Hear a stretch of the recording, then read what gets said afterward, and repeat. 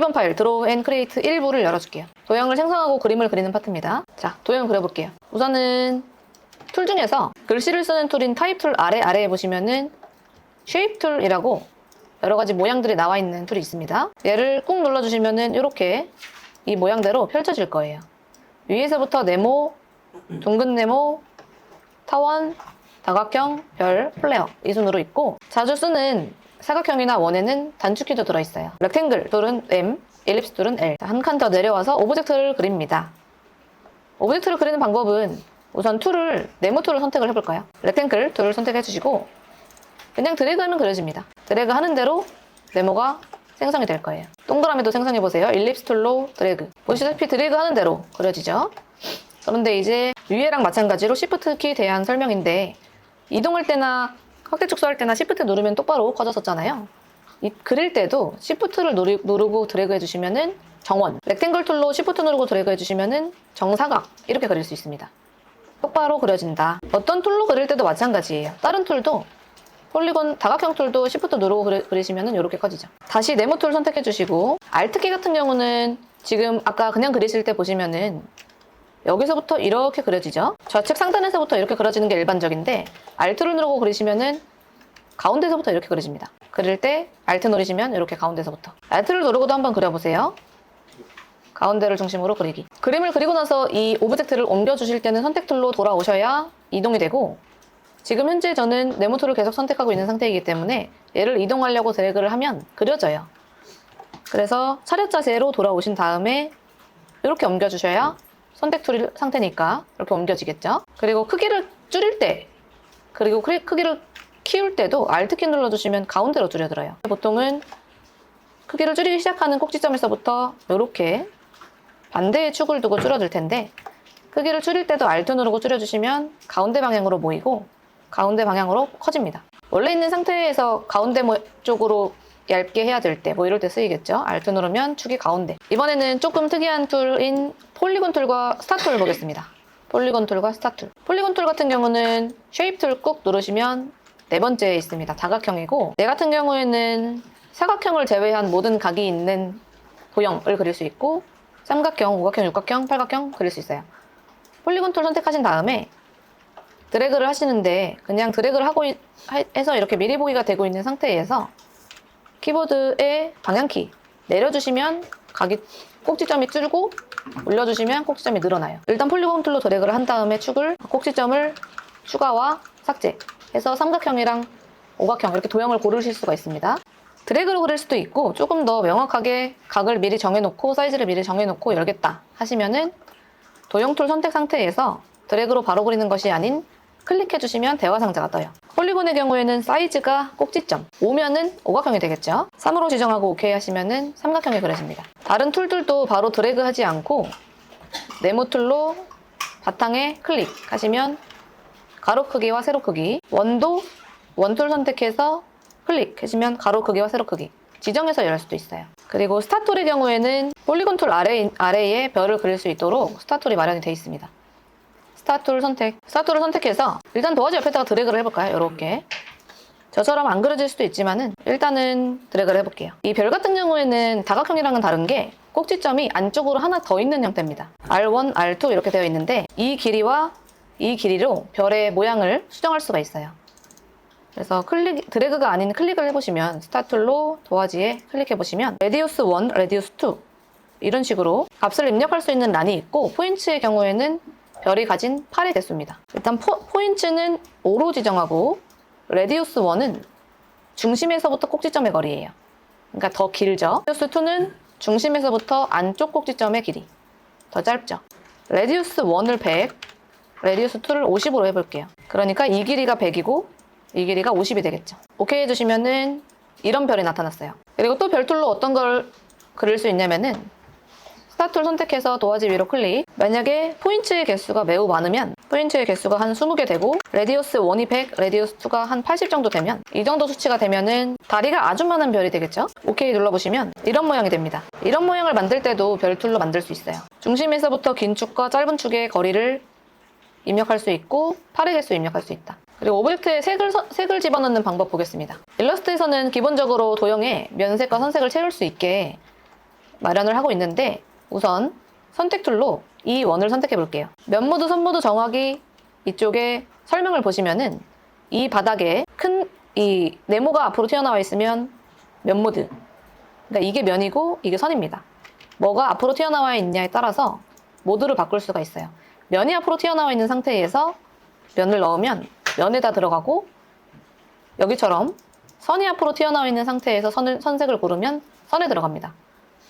이 바닥은 컬러 관련 속성들에 있어요. 이 오브젝트 선택 후 컬러 패널이나 스와치 패널, 그라디언트 패널, 그리고 툴바 하단의 이 부분 다 똑같은 모양을 가지고 있죠. 모드는 클릭을 해주시면 바꿀 수가 있고 이렇게 면 있는 쪽을 앞으로 클릭하시면 앞으로 튀어나오죠. 이 상태에서 스와치 패널에 노란색 클릭해주시면 선택된 오브젝트의 면색으로 노란색이 들어갔죠. 그리고 선을 한번 클릭을 해주시면 선색이 앞으로 튀어나오죠. 이게 선모드입니다.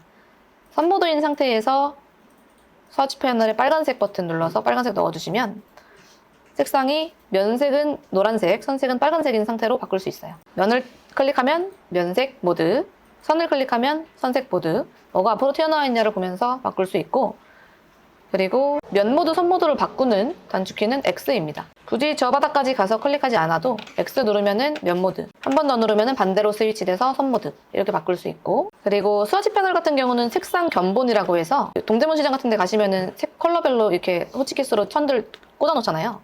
그런 견본이라고 보시면 돼요. 기본적으로는 무지개 색들 들어가 있고 무지색들 들어가 있고 기본적인 이런 컬러들 들어가 있을 거예요. 그리고 컬러 같은 경우는 스와치 패널보다는 좀 더 자유롭게 색을 조합해서 사용할 수 있는 그런 패널이고 두 번째 원을 선택해서 컬러 패널을 볼게요. 우리가 아까 수정했었던 그 오브젝트 말고 바로 아래에 있는 오브젝트는 면색만 있는 상태입니다. 이 짝대기는 없다의 뉘앙스라 면색이 하얀색이고 선색이 없는 상태의 도형이에요. 그 상태에서 선 모드로 되어 있으면 컬러 패널에 이렇게 아무것도 입력 못하게 되어 있습니다. 왜냐면은 선색에 아무것도 안 들어있기 때문에 이 상태에서 스와치 패널에 원하는 컬러를 넣어주시거나 아니면은 컬러 패널은 이렇게 프리즘으로 되어 있죠. 이 부분에서 클릭을 해주시면은 클릭하거나 드래그하고 있는 색이 선색으로 들어가게 돼요. 현재 선이 앞으로 튀어나와 있는 선 모드이기 때문에 이렇게 컬러 패널이나 스와치 패널에서 면 모드, 선 모드로 바꾼 후에 각각 면에 색상 넣어주고 선에 색상 넣어주고 하는 식으로 면색, 선색을 고를 수 있고 다른 방법으로는 속성 패널 사용하기 있어요. 속성 패널은 이렇게 합쳐져 있지 않고 따로 분리되어 있는데 필이 면색입니다. 스트로크는 외곽선. 여기서 따로따로 직접 집어넣어 줄 수도 있어요. 이쪽에 있는 네모들을 클릭해서 속성 패널에 넣으실 거면은 필 앞에 있는 네모 선택한 다음에 이렇게 집어넣을 수 있습니다. 옵션은 첫 번째가 스와치, 두 번째가 컬러예요. 보시면은 똑같을 거예요, 모양이. 이 모양과 이 모양이. 스트로크도 마찬가지로 앞부분 선택 클릭하시면은 스와치 패널이랑 컬러 패널이 이렇게 이쪽으로 들어올 거고 이렇게 각각 넣으셔도 상관없습니다. 그 다음에는 컬러 피커 볼게요. 컬러 피커 같은 경우는 우선 프로퍼티 패널에서 면색, 선색 변경하기에 있는 동그라미를 하나 가져올게요.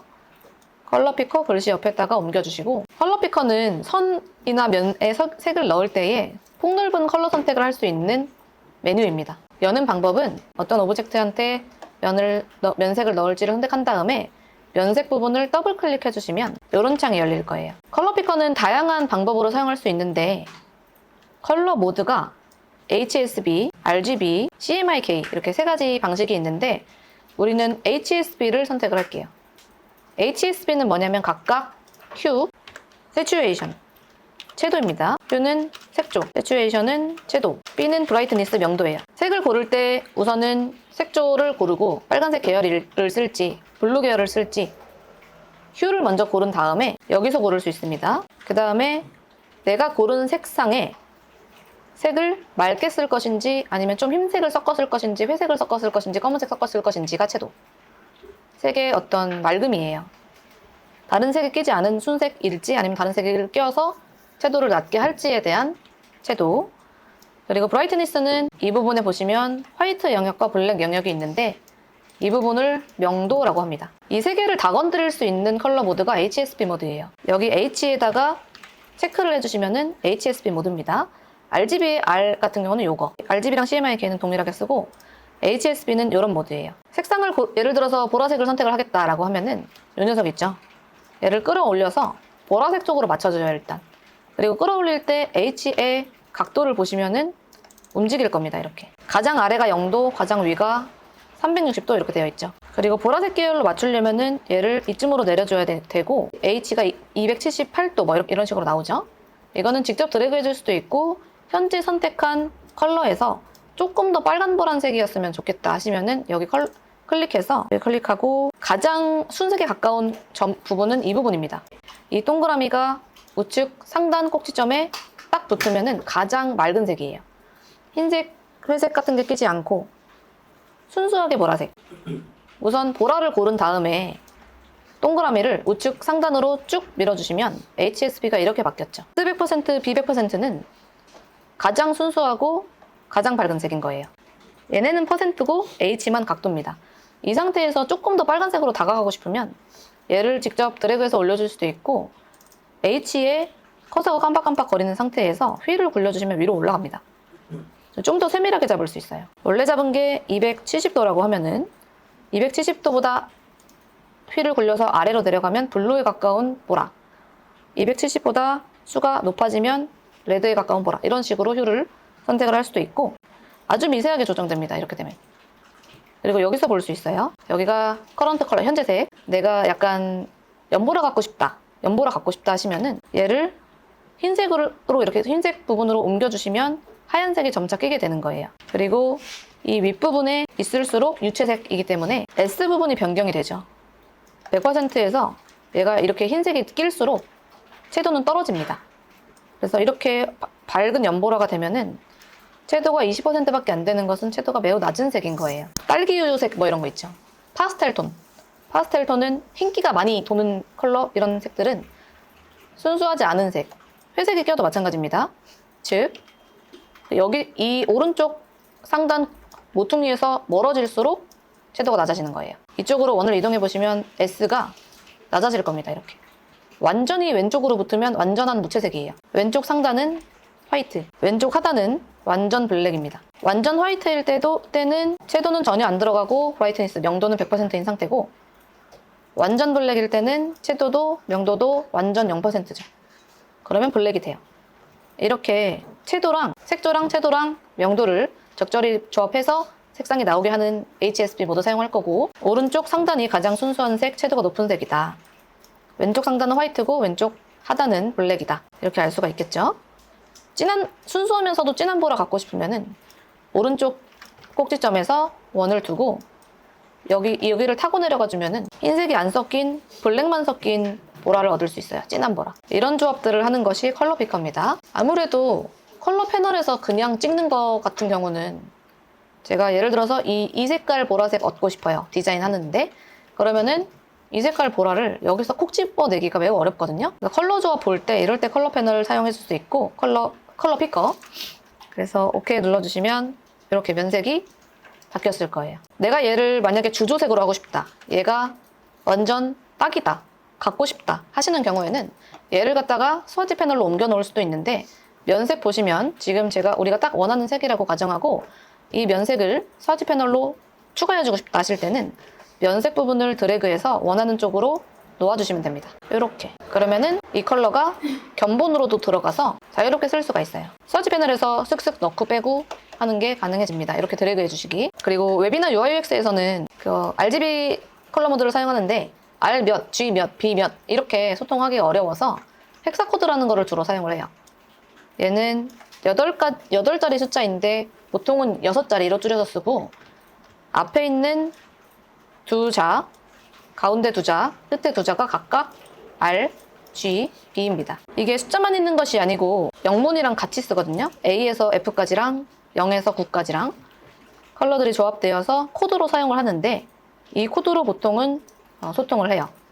컬러를 넘기거나 할 때 어떤 색깔로 주조색 하실 거예요 하거나 아니면은 내 디자인을 어떤 컬러를 썼는지 설명하거나 이런 걸 할 때 이렇게 사용하는 6자리 숫자가 헥사코드고 컬러 피커에서는 여기에 이제 보입니다.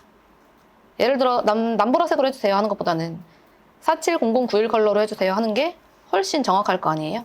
그럴 때 이제 소통하기 위해서나 소개하기 위해서 사용하는 코드가 이제 헥사코드라고 보시면 됩니다.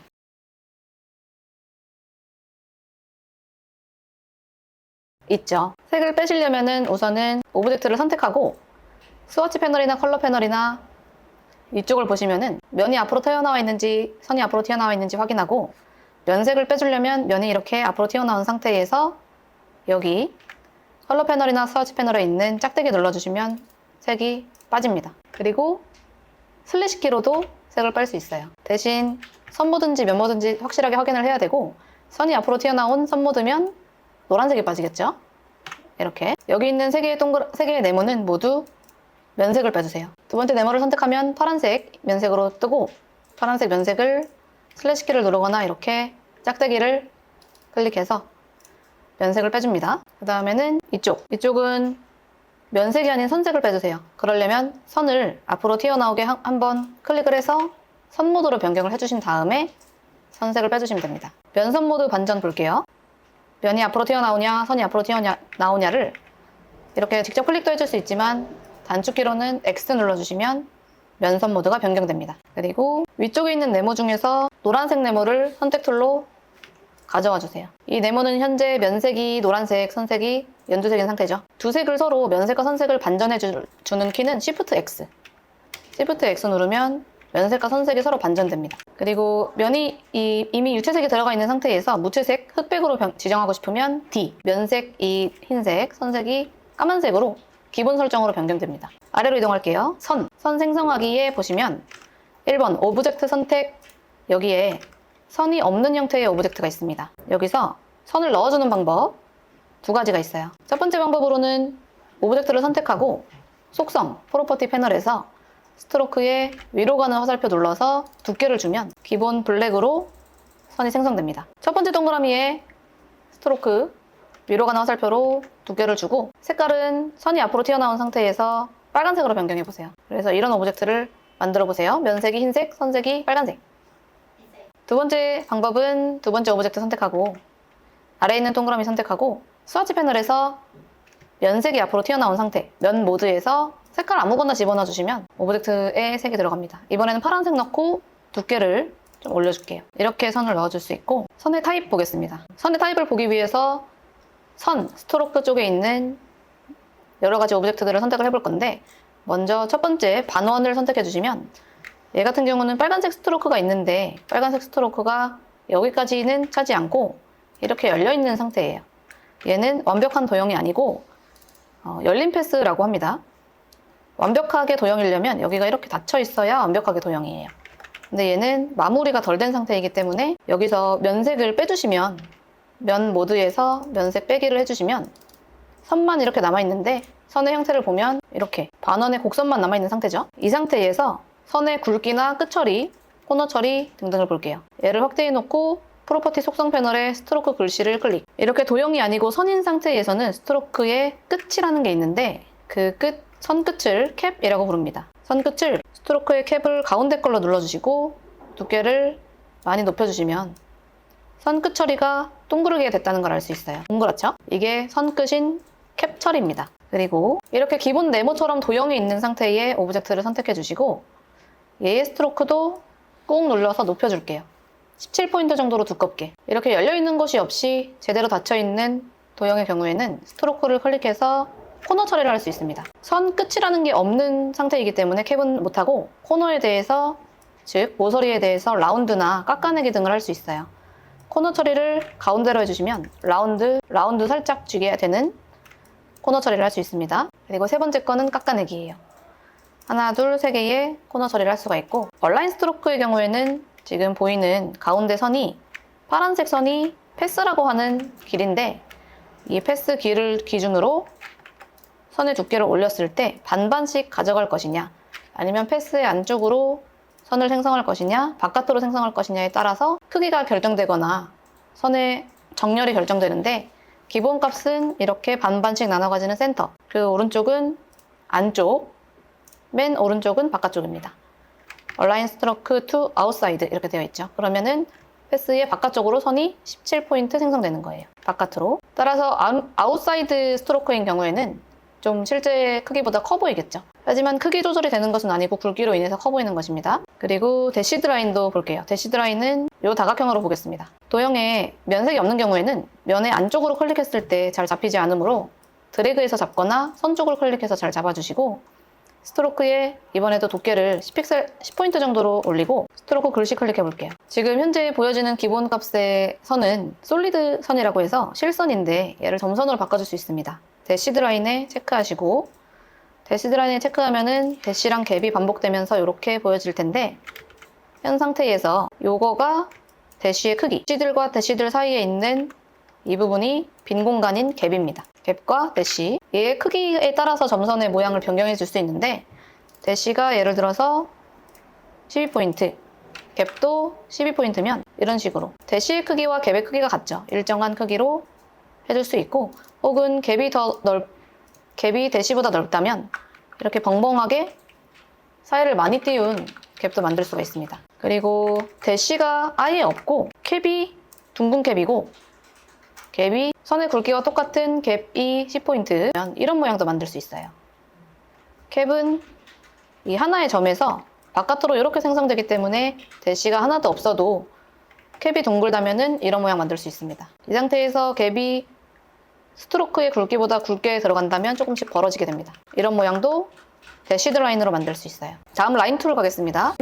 단축키로는 역슬래시가 단축키이고 위치로는 타입 툴 바로 아래에 있습니다. 라인 세그먼트 툴이에요. 얘로는 면을 만들 수 없고 오로지 직선을 생성할 수 있어요. 라인으로 그리게 되면 네모 툴이나 동그라미 툴을 사용하는 것처럼 이 도형으로 마무리되지 않고 바로 직선이 그어집니다. 그리고 Shift를 누르고 드래그하면 Shift를 누르고 드래그하면 수직선, 수평선 쉽게 생성할 수 있어요. 45도 선도. 얘네들을 선택을 해서 보시면은 면색이 아예 없죠. 면이 아니기 때문입니다. 그리고 아크 툴 같은 경우는 원에서 한 4분의 1 정도 되는 곡선을 생성할 수 있어요. 아크 툴은 라인 세그먼트 툴 바로 아래에 있고 꾹 눌러서 아크 툴로 변경해 줄게요. 그 다음에 얘를 드래그해서 딱 4분의 1 정도 되는 25% 정도 되는 간단하게 이런 곡선을 생성할 때 아크 툴 사용할 수 있고 마찬가지로 Shift 누르고 그려주시면 좀 똑바로 곡선을 그릴 수 있습니다. 아래로 이동해서 위스 툴. 위스 툴은 너비를 위스라고 하는데 라인 패스에 너비를 부여하는 툴입니다. 예를 들면 아까 사용해봤었던 직선 툴인 라인 세그먼트 툴로 Shift 누르고 수평선 하나 그어줄게요. 선은 10포인트 화이트로 하겠습니다. 이 상태에서 위스 툴은 단축키 Shift W, 모양은 이 모양처럼 생겼습니다. 중간쯤에 있습니다. 얘로 이 직선에 마우스를 올려주시면은 동그라미가 생성될 텐데 가운데쯤에서 드래그 해주시면 가운데가 더 볼록한 너비를 가진 선을 만들 수 있게 됩니다. 그리고 저는 가운데에서 지금 드래그를 했는데 컨트롤 Z로 뒤로 가게 하고 좀 뒷부분에서 드래그를 해주시면 뒷부분이 이렇게 볼록해지게 돼요. 드래그하는 만큼 볼록하게 생성을 할 수가 있고 그리고 자세히 보시면은 여기에서 클릭해서 이쪽으로 이만큼 드래그를 해서 폭이 이렇게 생겼다면 동그라미 같은 게 하나, 둘, 세 개가 생성될 거예요. 점이. 얘로 다시 드래그해서 얇게를 조정해 줄 수 있습니다. 위아래에 있는 점들로는 굵기 재조정, 가운데 있는 점으로는 위치를 다시 수정할 수 있어요. 그리고 이걸 해제하고 싶다. 폭 설정을 취소하고 싶으면 이 점이 선택된 상태에서 딜리트 키 눌러주시면 빠집니다.